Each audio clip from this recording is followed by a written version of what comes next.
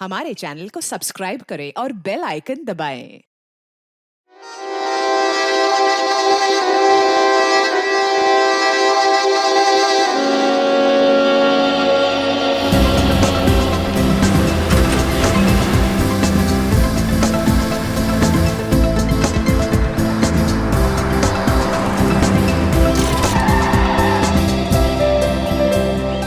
अवनी एक काम करो, गाड़ी को रिवर्स गियर में लगाओ।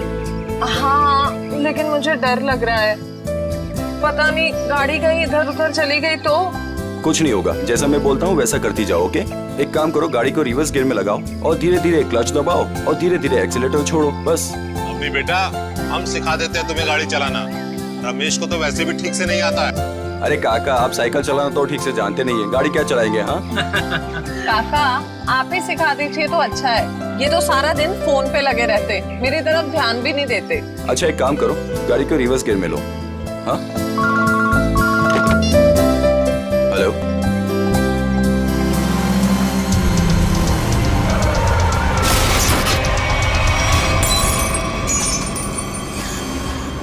अवनी ये तुमने क्या कर दिया? हाँ, बदबू कहां से आ रही है?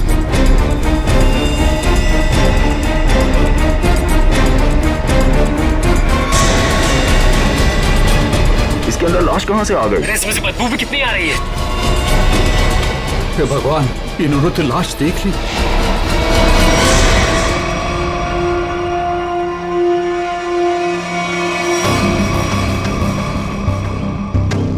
इस मूर्ति का बेस तो एकदम अच्छे से बनाया गया है, कोई लापरवाही की गई ऐसा लगता तो नहीं है।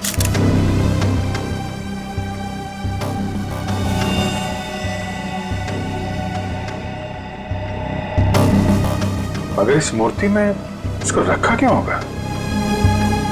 और वो भी ऐसे चहल पहल वाली कॉलोनी के बीच में रखी गई मूर्ति,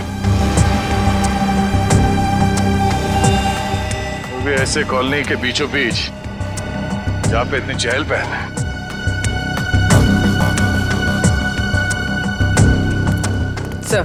सर कॉलोनी के लोग काफी घबराए हुए हैं। किसी को नहीं पता है लाश किसकी। और सर इस कॉलोनी से कोई गायब भी नहीं हुआ है। चल देखते हैं।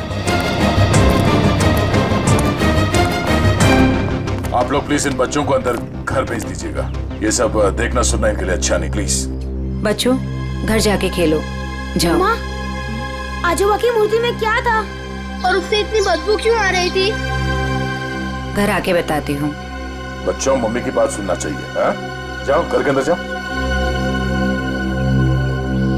आपके बच्चे ने कहा कि ये मूर्ति उनके दादाजी की?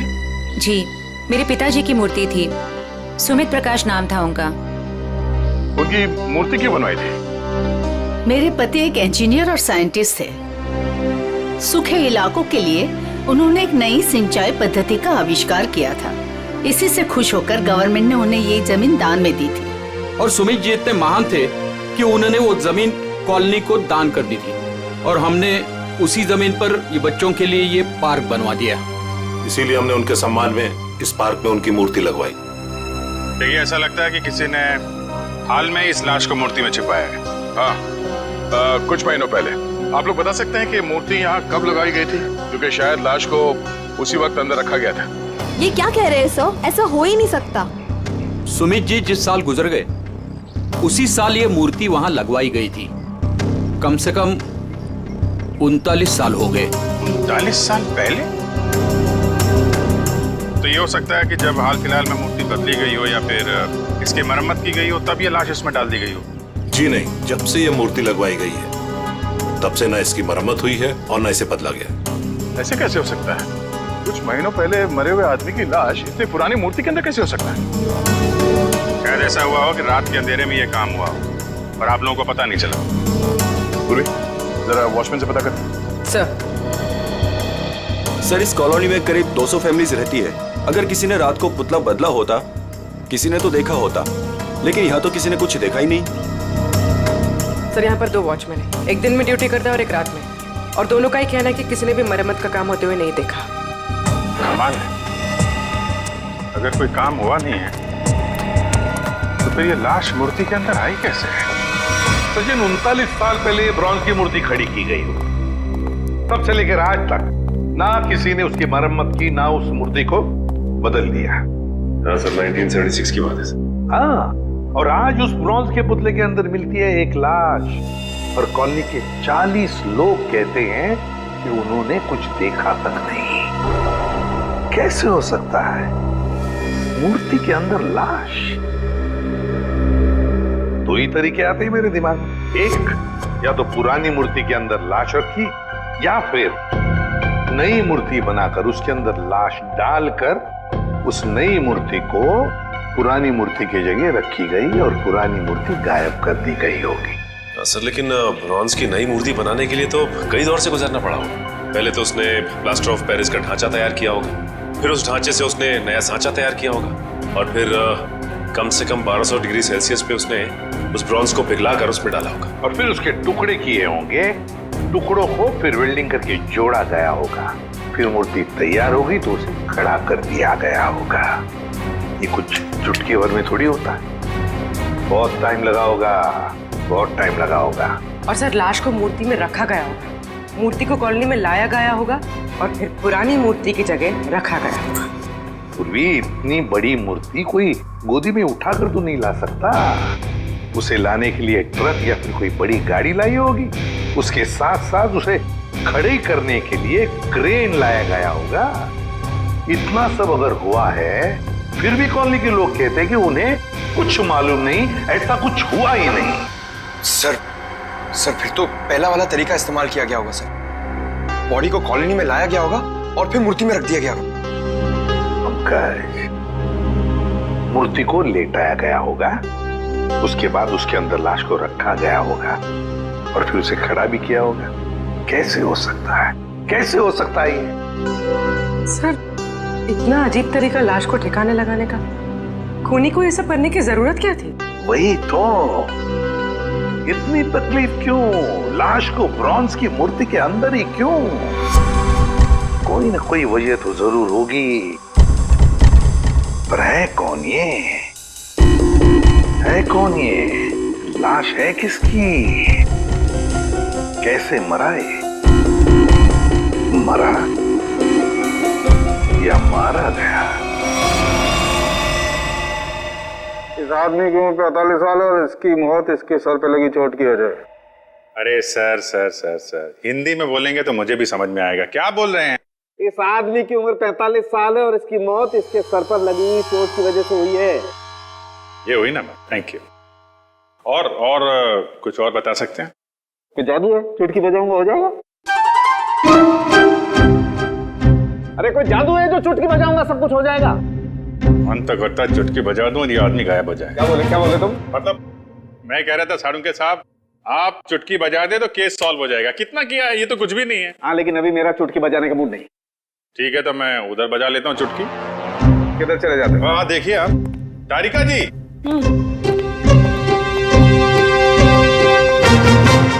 कुछ मिला आईडी वाईडी आपको?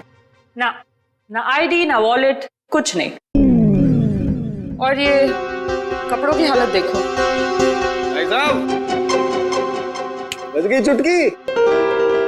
लेकिन मैं आपको एक चीज बता सकती हूँ।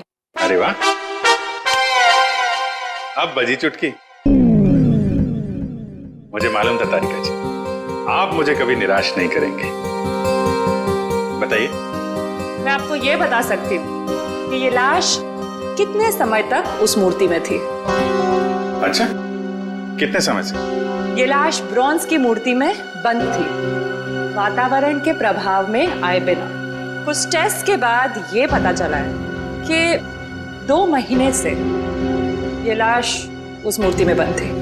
ओह, मतलब इस आदमी का खून 2 महीने पहले हुआ है? लगता तो ऐसा ही है। लेकिन सर किसी ने इस लाश को देखा किसी ने उस मूर्ति में रखते हुए? कॉलोनी वाले बता रहे थे कि मूर्ति 39 साल पुरानी है। डॉक्टर साहब आप ये बता सकते हैं ये मूर्ति नई है या पुरानी है? ये मूर्ति 39 साल पुरानी नहीं है, नई है। ओह, मतलब इस मूर्ति को वहां पे ट्रक में लाया गया होगा। किसी ने ट्रक को देखा कैसे नहीं? मुझे नहीं पता। सालू के साहब किसी ने उस क्रेन को कैसे नहीं देखा जिसके जरिए उस मूर्ति को अपनी जगह पे रखा गया? मुझे नहीं पता। तालुके साहब, उस मूर्ति में वेल्डिंग कब और कैसे की गई? मुझे नहीं पता, मुझे नहीं पता, मुझे नहीं पता। ठीक है सर, मुझे लगता है लाश की गंध की वजह से सालूम के साहब का दिमाग खराब हो गया है। क्या बोल रहा है? क्या बोल रहा है? क्या बोल रहा है? क्या बोल रहा है? देखो, मुझे परेशान मत करो, मुझे इस लाश का चेहरा भी बनाना है। Don't disturb me. सर, आपसे कोई सवाल नहीं करेंगे, आप चेहरा बनाइए। चलो, एक बात तो ये पता चल गई कि मूर्ति नहीं है और किसी ने उसमें लाश रखी है। और कैसे सर?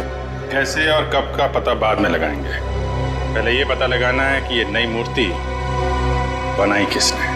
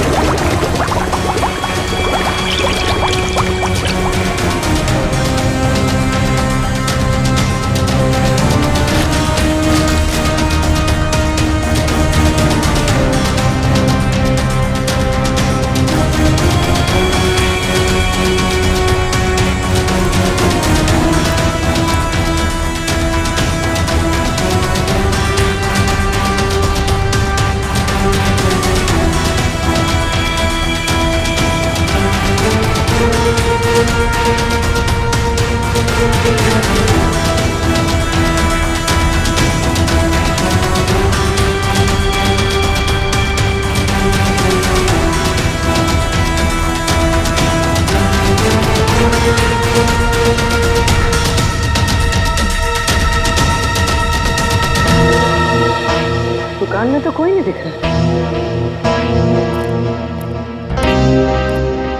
वाह, एक खूबसूरत लड़की मेरे दुकान पे। सीआईडी से हूँ मैं। तो क्या हुआ? लगता है तुम्हारा दिमाग ठिकाने पे नहीं है मिस्टर कुमार। क्या? कुमार? मैं किसी कुमार सुमार को नहीं जानता और न मैं कुमार सुमार हूँ। तुम निशित कुमार नहीं हो जिसकी ये दुकान है? ओह, इस दुकान के पहले वाले मालिक निशित कुमार, उनकी बात कर रहे हैं ना? पहले वाला मालिक? हाँ, निशित कुमार का 2 महीने पहले खून हो गया।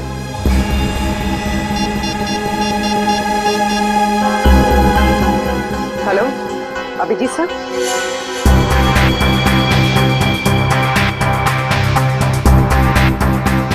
अरे का बन गया ना चेहरा? तो इन्होंने ये दुकान निशित कुमार से खरीदी और 2 महीने पहले उनका खून हो गया। 2 महीने पहले की वो लाश थी ना जो उस मूर्ति में से मिली? हाँ सर, लाश। हाँ, लाश। आप ये बताइए कि निशित कुमार के बारे में और क्या जानते हैं आप? सर, मुझे ज्यादा पता नहीं है। उनकी माली हालत भी ठीक नहीं थी और कई सालों से उनके पास कुछ काम भी नहीं था। उनके घर का एड्रेस देना। वो घर में अकेली ही थी। जब मैं बाहर से आई तो देखा चोरों ने उनका गला काट दिया था। शायद मैं यहाँ होती तो उनको बचा सकती थी सर। हम आपकी तकलीफ समझ सकते हैं अर्चना जी, पर क्या आप बता सकती हैं कि क्या क्या चोरी हुआ था? कुछ नहीं, चुराने के लिए आई ही क्या घर में? कुछ नहीं था और अब भी नहीं है। आपके पति जो मूर्तियां बनाते थे वो किनके लिए बनाते थे? मेरा मतलब है उनके क्लाइंट्स कौन कौन थे? मुझे पता नहीं, लेकिन उनकी सारी चीजें वो अलमारी में रखते थे। हम वो अलमारी देख सकते हैं? जी। अलमारी देखो जरा।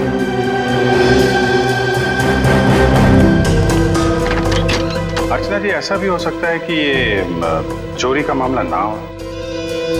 मैं समझी नहीं सर कुछ। निशित जी का कोई दुश्मन भी था जो उनकी जान लेना चाहता हो? सर, मामूली सा शिल्पकार, उनका दुश्मन कौन हो सकता है?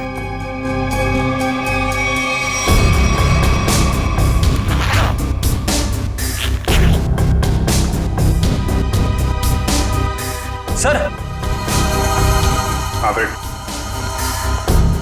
इस फाइल में मूर्तियों की बहुत सारी न्यूज़पेपर कटिंग है सर। वो जो सारी मूर्ति बनाते थे ना, उसका सारा रिकॉर्ड इसी फाइल में रखते थे। और सर ये देखिए। तो ये मामला है, सुमित जी की मूर्ति भी इन्होंने बनाई थी 1976 में। अर्चना जी, मूर्ति बनाने वाले अक्सर अपनी बनाई हुई मूर्तियों का एक ढांचा अपने पास रखते हैं कि अगर मूर्ति टूट फूट जाए तो दोबारा बना सके। निशित जी भी ऐसा करते थे क्या?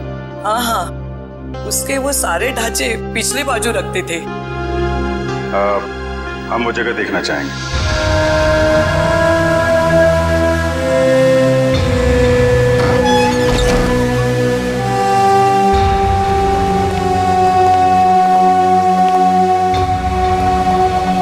सर, आप सब देख रहे हैं ना, ये उनकी पूरी जिंदगी की कारीगरी है। उन्होंने जितनी भी मूर्तियां बनाई थी, उन सबका एक एक ढांचा यहाँ है।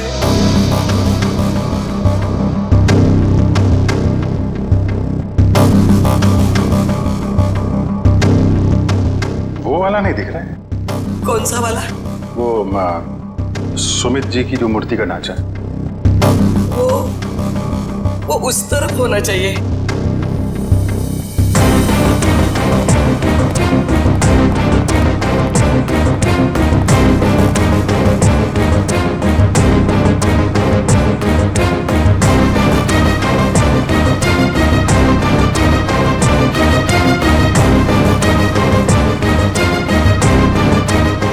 आप क्या देख रहे हैं? ये मिट्टी देख रहे हो? यहाँ पे कोई ढांचा था जो अब नहीं है। अर्चना जी, हाँ, वो सुमित कुमार जी की मूर्ति का ढांचा यहीं पे था? हाँ, यही था। ले गए। सर, आपका मतलब उन चोरों से थे नहीं? सुमित कुमार जी की मूर्ति का ढांचा चोर चुरा के ले गए। निशित जी का खून इस ढांचे की वजह से हुआ है। लेकिन सर, सुमित जी की मूर्ति का ढांचा चुरा के चोर क्या करेंगे? इस ढांचे की मदद से सुमित जी की नई मूर्ति बनाई गई और उस लाश को उसमें डाल दिया गया। लेकिन सर, हमें कैसे पता चलेगा वो लाश किसकी है? साड़ू के साहब लगे हैं ना लाश का चेहरा बनाने में। एक बार चेहरा बन जाए, सारी कहानी सामने आ जाएगी। हाँ डॉक्टर साहब, बन गया चेहरा?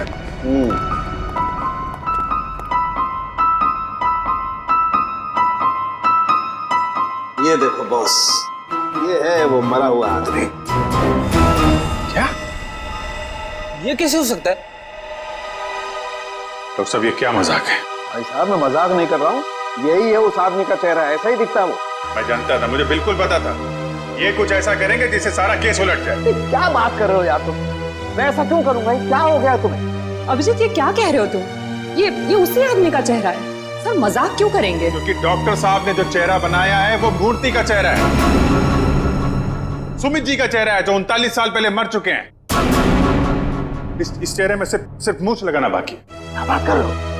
ये आप बताइए, आपने बनाया है चेहरा? तो मैंने तो वही बनाया है जो मुझे खोपड़ी ने बताया। मैंने तो मूर्ति देखी भी नहीं है यार।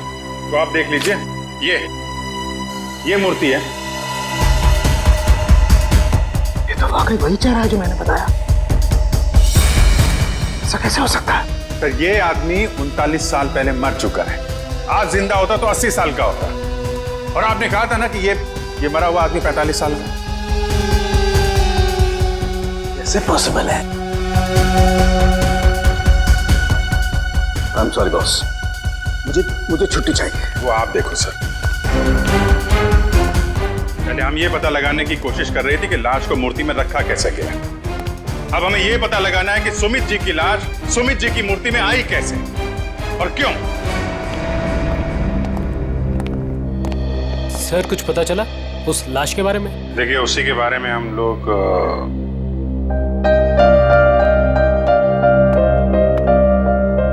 बच्चों, हमें आपकी नानी और मम्मी से कुछ जरूरी बात करनी है। और बातें ऐसी हैं जो आप लोगों को नहीं सुननी चाहिए। तो आप लोग प्लीज अंदर जाइए। क्यों? हम क्यों नहीं सुन सकते? बड़ों की बातें हैं, बच्चों का कोई काम नहीं। हमें पता है, हमारे आजोबा की मूर्ति में से लाश मिली है ना। आप उसी के बारे में बात करने आए हो ना? हाँ, और कुछ जरूरी बातें हैं। आप लोग अच्छे बच्चे हो ना? हो ना? प्लीज अंदर जाओ।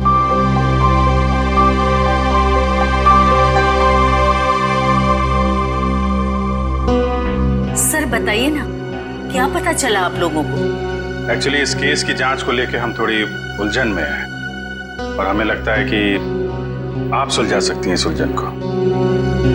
कैसी उलझन? और मैं कैसे सुलझा सकती हूँ? दरअसल ये सब हमारे परिवार वाले जैसे ही हैं। जब से शादी करके आई हूँ इसी कॉलोनी में रह रही हूँ। ये लोग सब कुछ जानते हैं। आपको जो कुछ भी कहना है इनके सामने कह सकते हैं। ठीक है। आपके पति सुमित जी को गुजरे हुए करीब 39 साल हो गए, है ना? लेकिन सुमित जी की मूर्ति में से हमें जो लाश मिली है वो सुमित जी की है।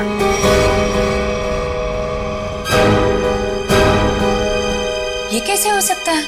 ऐसा ही हुआ है। ये देखिए।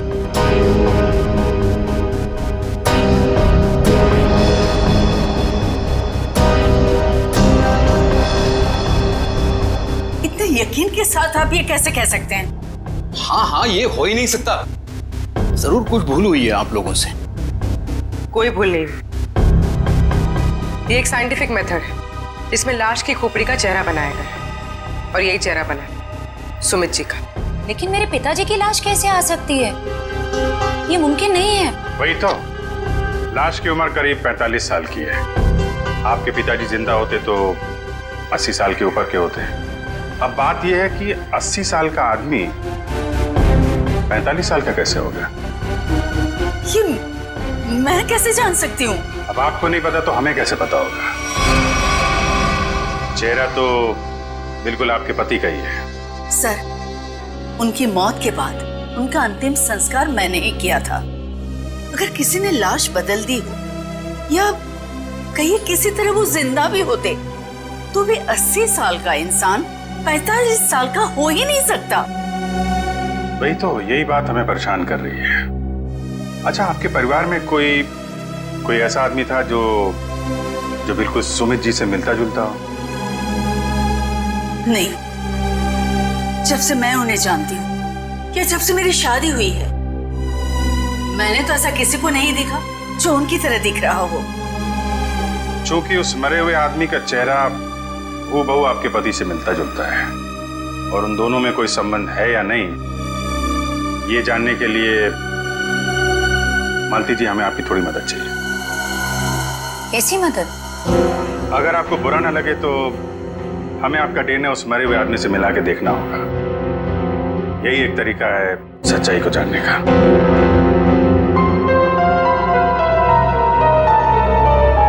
ठीक है, मैं तैयार हूँ, क्योंकि हम भी इस सवाल का जवाब चाहते हैं।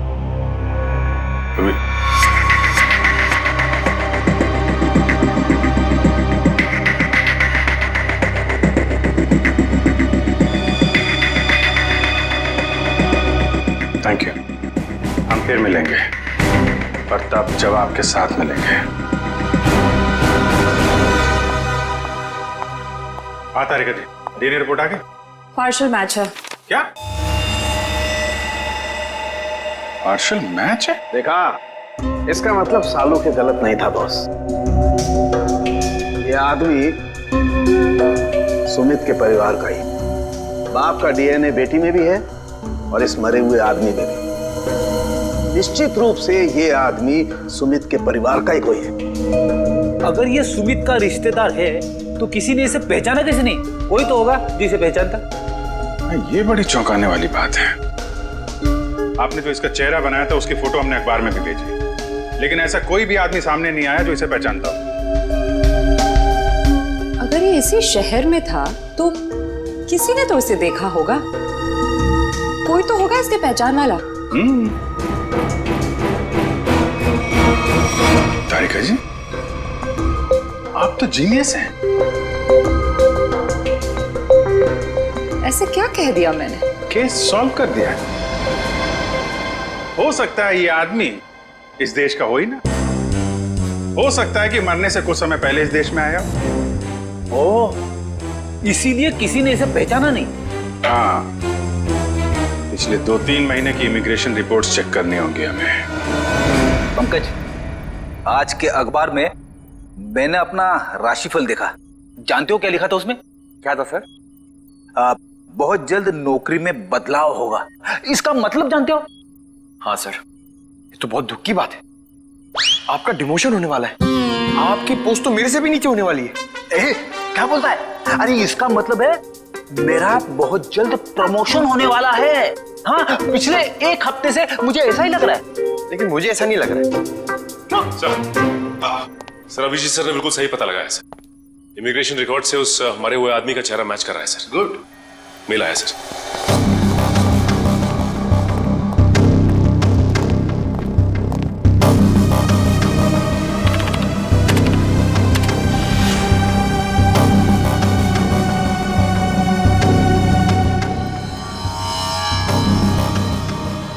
सचिन, ये तो बिल्कुल सुमित जैसे ही दिखता है। इसका नाम ब्रेंडन है, उम्र 45 साल और 2 महीने पहले यूके से आया था सर।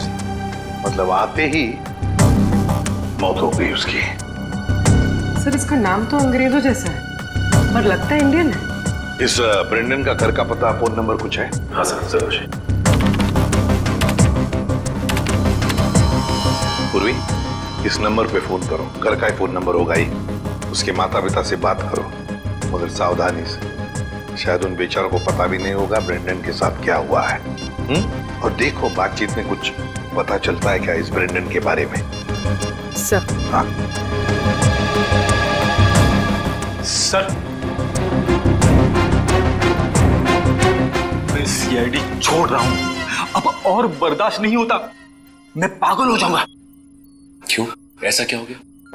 इस केस में बहुत कंफ्यूजन है और सबसे बड़ी बात तो यह है कि वो आदमी अंग्रेज निकला। मेरा दिमाग फट जाएगा सर। मैं भी छुट्टी पे जा रहा हूँ सालों के साथ।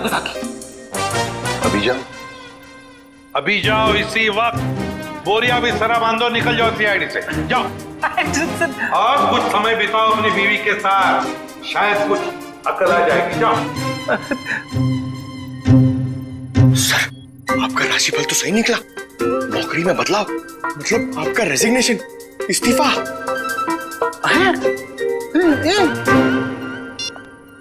सर। हाँ पूर्वी, बात हो गई? हाँ सर, एक और चौंकाने वाली बात पता चली। क्या? सर ये ब्रेंडन सुमित का बेटा था। ब्रेंडन सुमित का बेटा है? वो कैसे? उसकी पहली शादी से। सुमित ने बियाट्रिस नाम की एक अंग्रेज औरत से 1970 में शादी की थी। बेटे को जन्म देते हुए वो औरत मर गई। बीवी की मौत के बाद उसका दिल टूट गया और वो अपने इस बेटे को लेकर इंडिया वापस आना चाहता था। लेकिन उसकी बीवी के घर वालों ने बच्चे को आने नहीं दिया, इसलिए बच्चे को नाना नानी के पास छोड़कर वो इंडिया आ गया। और इंडिया में आने के बाद उसने अर्चना से शादी की और अपनी पिछली जिंदगी मिटा दी। किसी को कुछ भी नहीं बताया। और इसीलिए सुमित के इस बेटे ब्रेंडन के बारे में यहाँ पे किसी को भी कुछ पता नहीं था। Yes sir. हाँ, लेकिन ये ब्रेंडन इंडिया आया क्यों? क्यों आया ये? सर अपने नाना नानी की मौत के बाद उसे अपने पिता के बारे में पता चला, तो अपने पिता के परिवार वालों के बारे में जानने के लिए वो इंडिया आया था। कोई आदमी अपने परिवार के बारे में जानने के लिए इंडिया आता है और यहाँ पर उसका खून हो जाता है। नहीं नहीं नहीं नहीं, ये कोई और ही चक्कर है। सर, अब इस ब्रेंडन के खूनी तक हम कैसे पहुंचेंगे?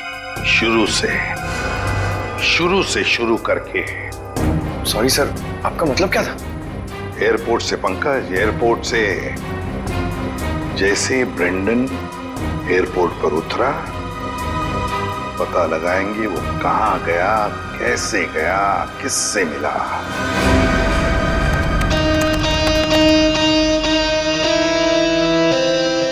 सर, ये फुटेज एयरपोर्ट के अराइवल गेट की है सर, जब ब्रेंडन इमिग्रेशन से बाहर निकल चुका था। सर ये रहा ब्रेंड, ये कैप वाला आदमी ब्रेंडन से मिलने आया। कैप की वजह से उसका चेहरा ठीक से दिख नहीं रहा। जरा जूम करो उस पर।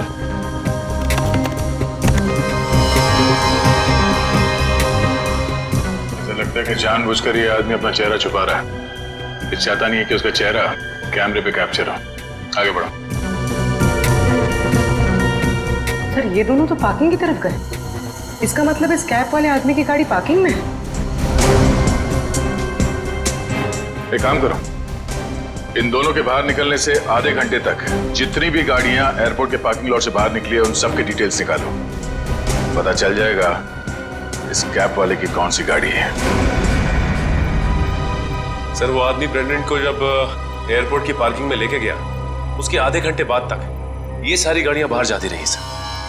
बस वे ठीक है, एक एक को फोन करो और पता लगाओ किस पैसेंजर को इन्होंने एयरपोर्ट से पिकअप किया और कहां जाके छोड़ा। हेलो जी, मैं सीआईडी से इंस्पेक्टर सचिन बोल रहा हूँ। अच्छा ये बताइए कि 15 फरवरी को आपकी कार इंटरनेशनल एयरपोर्ट पे गई थी किसी को छोड़ने के लिए? आप क्या करने गए थे? किसी को छोड़ने गए थे? मिसेस आंचल कुमार। ओके पूर्वी। Okay okay. क्या किसको छोड़ने गए थे? Peter Frank. अच्छा ये कौन सी फ्लाइट से आए? ओके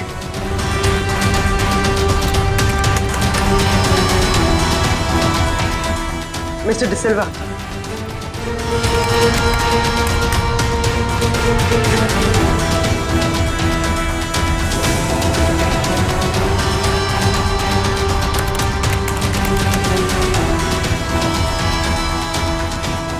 ओके पूर्वी, अब बचा है सिर्फ एक नंबर, ये VH 543259।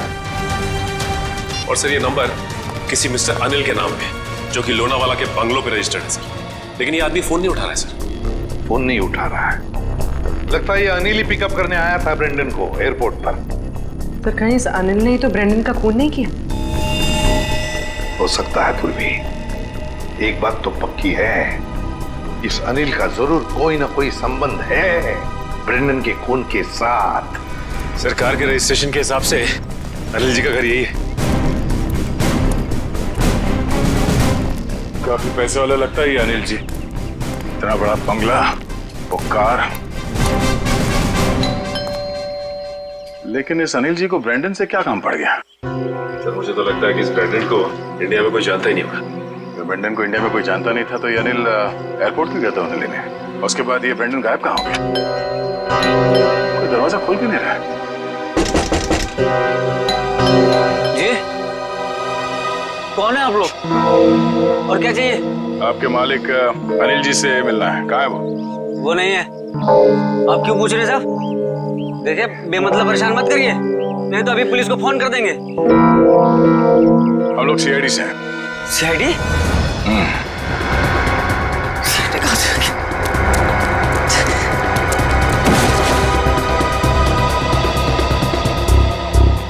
अब ये हमारे किसी काम का नहीं है।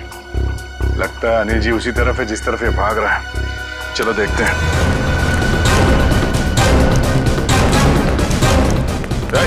हट, हट।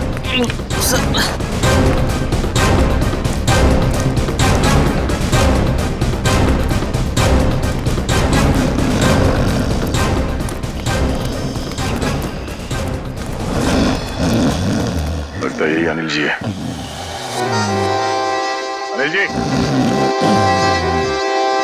मालिक और नौकर एक साथ शराब पी रहे थे यहाँ पे। अनिल जी, अनिल जी, जी हम ये जानने आए कि कुछ महीने पहले आप ब्रेंडन को एयरपोर्ट से लेकर कहाँ गए थे? एयरपोर्ट? ब्रेंडन? मैं कुछ नहीं समझ पा रहा यार, क्या बोला तुम? हम ये कह रहे हैं कि ब्रेंडन को लेके आप एयरपोर्ट से आए थे और ये हमने सीसीटीवी फुटेज में देखा है।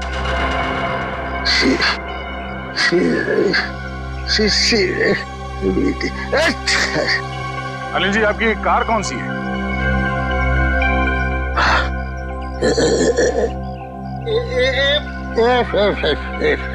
सच्चाई तो ये है कि ना तो ये बंगला आपका है और ना ही वो कार।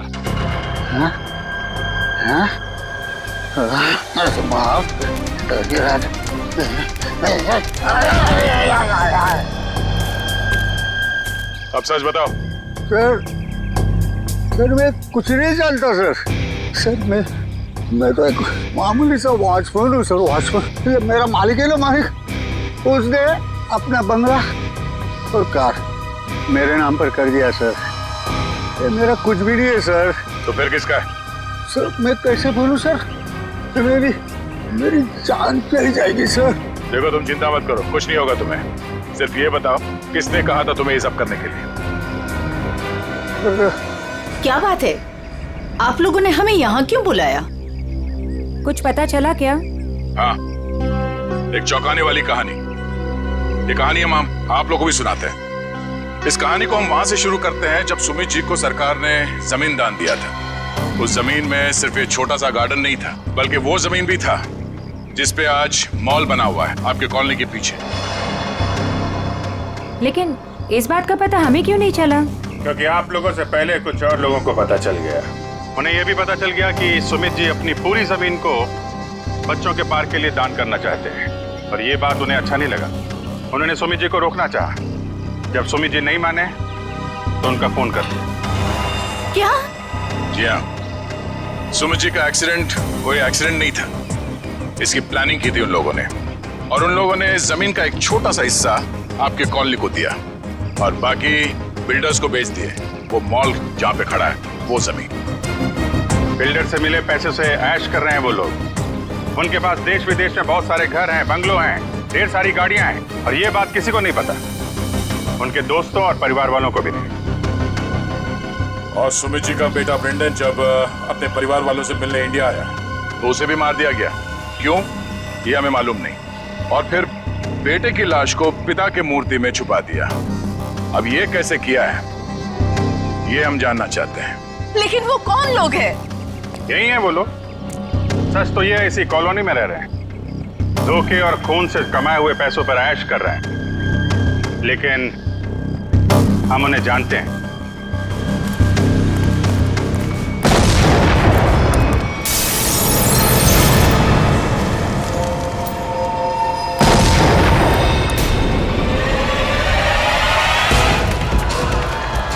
अजय को पीछे आइए जल्दी।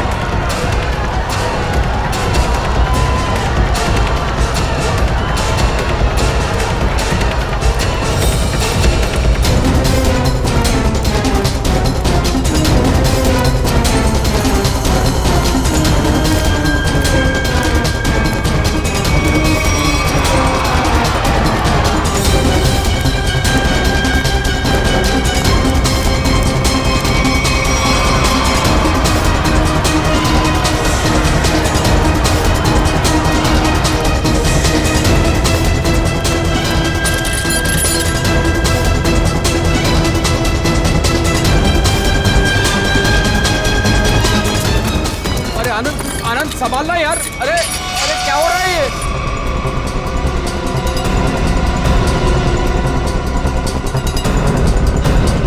कहाँ भाग रहे हो? अरे सर उतारिए हम लोगों को। सर मर जाएंगे हम। सर नीचे उतारिए सर। हमने तो तुम दोनों का नाम भी नहीं लिया था। हाँ, मगर तुम लोगों के लोनावले वाले बंगले पे गए थे हम लोग। नीचे उतारिए ना। अरे तुम लोग तो वैसे ही गिरे हुए आदमी हो। सुमित जी और ब्रेंडन का खून किया तुम लोगों ने। नहीं सर, वैसे हमें पता चल गया, तुम लोगों को मालूम पड़ गया था कि तुम्हारे करतूत के बारे में हमें पता चल गया। सर नीचे उतारिए प्लीज। इसलिए कॉलोनी वालों की जान को नुकसान पहुंचा है, हाँ? और अब उसका भगदड़ का सहारा लेके भाग रहे तुम लोग। सर उतारिए हमें। सर नीचे उतारिए प्लीज। नीचे उतारिए ना। मर जाएंगे सर। सर नीचे उतारिए ना।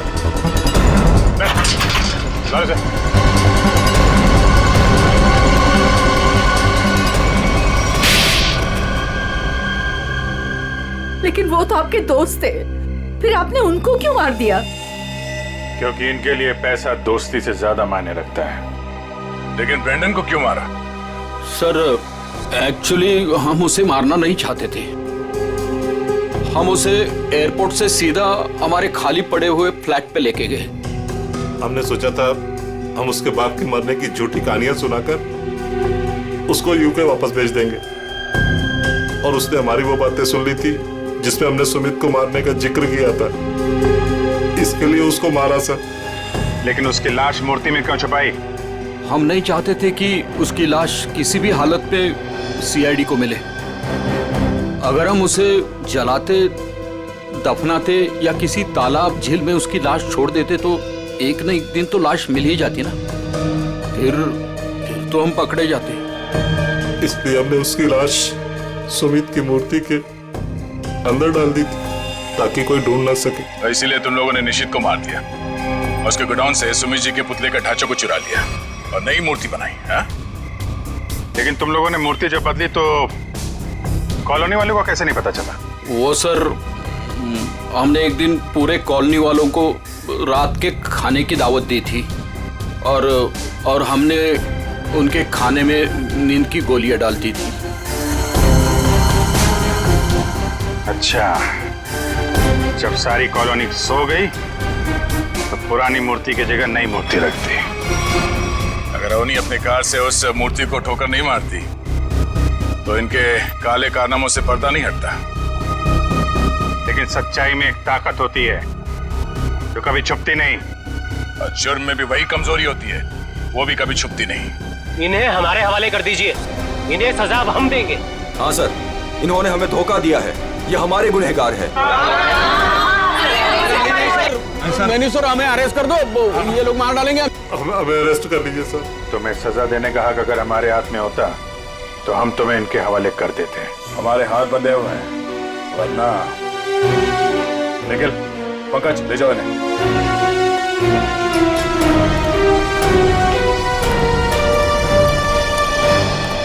बेटा, आप लोगों का बहुत बहुत शुक्रिया कि आप लोगों ने ये गुत्थी सुलझाई और छिपे हुए गुनहगारों को पकड़ लिया।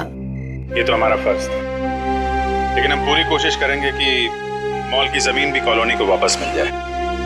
आपके पति का जो सपना था वो पूरा होके ही रहेगा। खुश रहो बेटा, खुश रहो। For more updates, subscribe to our channel, click the show links and enjoy watching the videos.